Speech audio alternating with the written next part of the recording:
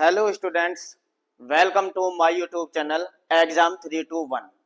इस वीडियो के माध्यम से मैं आज आपको पढ़ाने जा रहा हूं ईथर बनाने की विधियां। ईथर आपके कोर्स में डाई एथिल ईथर है, डाई एथिल ईथर। इसके बनाने की विधियों को आप समझेंगे। डाई एथिल ईथर, देखिए डाई एथिल ईथर जिसको C2H5O C2H5 इस तरीके से डाई एथिल ईथर को लिखा जाता है। तो सबसे पहले जो ईथर बनाने की बहुत मोस्ट इंपोर्टेंट विधि होती है वो होती है विलियमसन संश्लेषण ईथर, यानी कि विलियमसन ईथर संश्लेषण। इस विधि को नाम से भी पूछा जाता है और ये आपको पता हो। इस विधि में होता क्या है, सोडियम एथॉक्साइड की क्रिया एथिल आयोडाइड से कराते हैं। देखिए सोडियम ले लेते हैं या पोटेशियम, दोनों में से कोई सभी एक लीजिए और उसकी क्रिया करा देते हैं एथिल आयोडाइड से के साथ। जैसे ही गर्म करते हैं तो डाई एथिल ईथर प्राप्त होती है। सबसे पहले आपको सोडियम या पोटेशियम एथॉक्साइड का फार्मूला पता हो। फार्मूले भी आप लिखते चले। सोडियम एथॉक्साइड को कहते हैं C2H5ONa। ये होता है सोडियम एथॉक्साइड का फार्मूला। या आप इसे ऐसे भी लिख सकते हैं C2H5OK पोटेशियम के रूप में। तो इन दोनों में से चाहे आप पोटेशियम एथॉक्साइड का इस्तेमाल करिए विलियमसन संश्लेषण विधि में, चाहे सोडियम एथॉक्साइड का। आइए बना के दिखा देते हैं इस अभिक्रिया को, ये बनती कैसे है। देखिए इस विधि को आप समझिए कैसे बनती है ये। चलिए देख लेते हैं। सोडियम या एथॉक्साइड C2H5ONa, ये लिया हमने सोडियम एथॉक्साइड। इसकी क्रिया आपको करा देनी है एथिल आयोडाइड के साथ C2H5I। ऐसे करने पे Na का जो अणु है वो आयोडाइड के साथ जैसे ही इसे गर्म करेंगे तो Na का अणु आयोडाइड के साथ बाहर हो जाएगा, NaI बाहर हो जाएगी और क्या बनेगा, फिर क्या बचा C2H5O C2H5O C2H5, ये बन गया डाई एथिल ईथर। इस तरीके से ये विलियमसन संश्लेषण विधि कहलाती है। जब सोडियम या पोटेशियम आयोडाइड की अभिक्रिया आप एथिल आयोडाइड से के साथ कराते हैं और दोनों को गर्म करते हैं तो डाई एथिल ईथर प्राप्त होती है।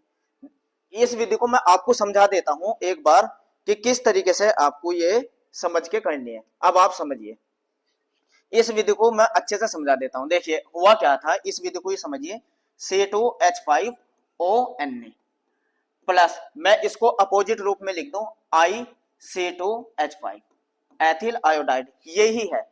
अब आप देखिए इसमें आपने क्या किया, जब इन दोनों प्रोडक्ट को गर्म करते हैं तो NaI बाहर, ये हो गया NaI बाहर, NaI बाहर हो गया। देखिए क्या बचा C2H5O C2H5O और यहां भी C2H5।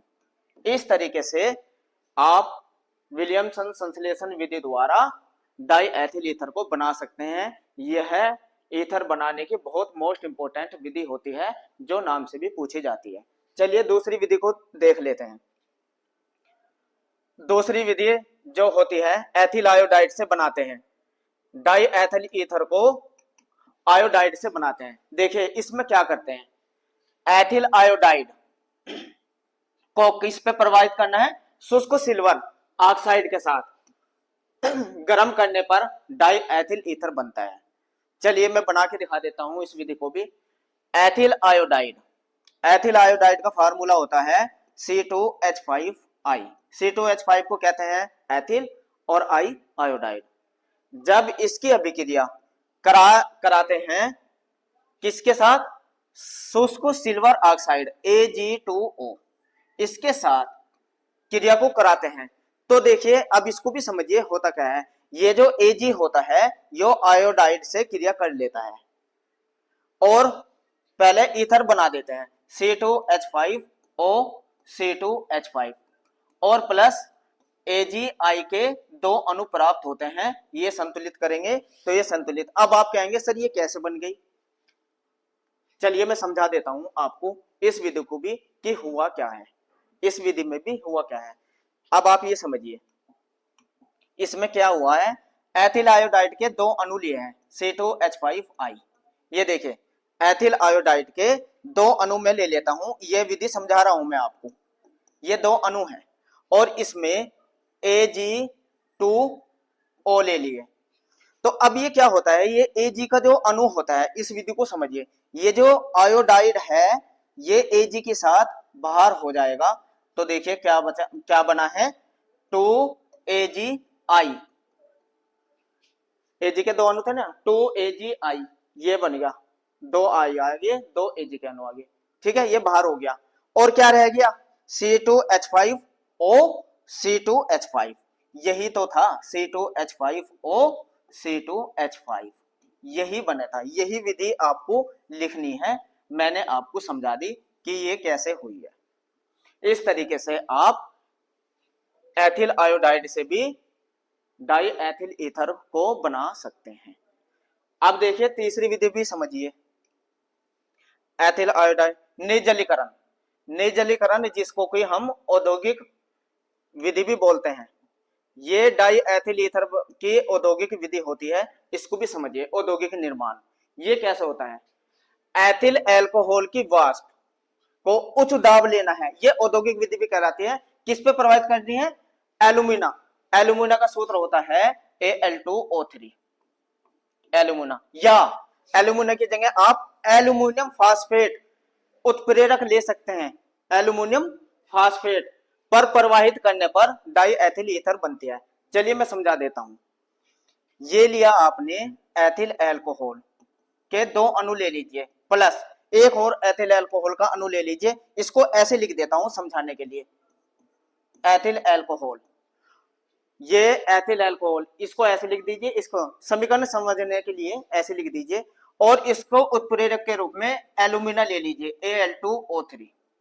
ये एल्यूमिना क्या करता है, उत्प्रेरक का काम करता है। और दाब कैसे रखना है, उच्च।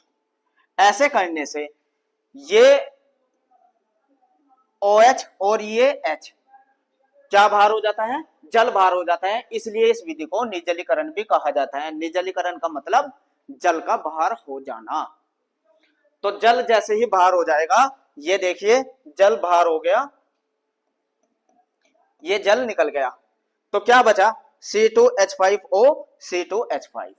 C2H5O ईथर बनती है, तुरंत ईथर बनाइए। ये औद्योगिक निर्माण भी है। अगर आपसे कहा जाए कि ईथर के औद्योगिक विधि लिखे तो तुरंत लिख सकते हैं। बस आपको क्या याद करना है, उत्प्रेरक के रूप में कौन लेना है आपको, एल्यूमिना या एल्यूमिनियम फास्फेट। और एल्कोहल की वाष्प को उच्च दाब पे इस पर प्रवाहित करना है तो ईथर बन जाएगी। प्लस साथ के साथ जल भी बाहर निकलता है, इसलिए इस विधि को निर्जलीकरण के रूप में भी जाना जाता है। एथिल एल्कोहल से 2 तरीके से ईथर बनाई जा सकती है, पहली ये और दूसरी प्रयोगशाला में भी बना सकते हैं एथिल एल्कोहल से। आइए उसको भी समझ लेते हैं, उस विधि को भी देख लेते हैं। देखिए ये इसको समझिए,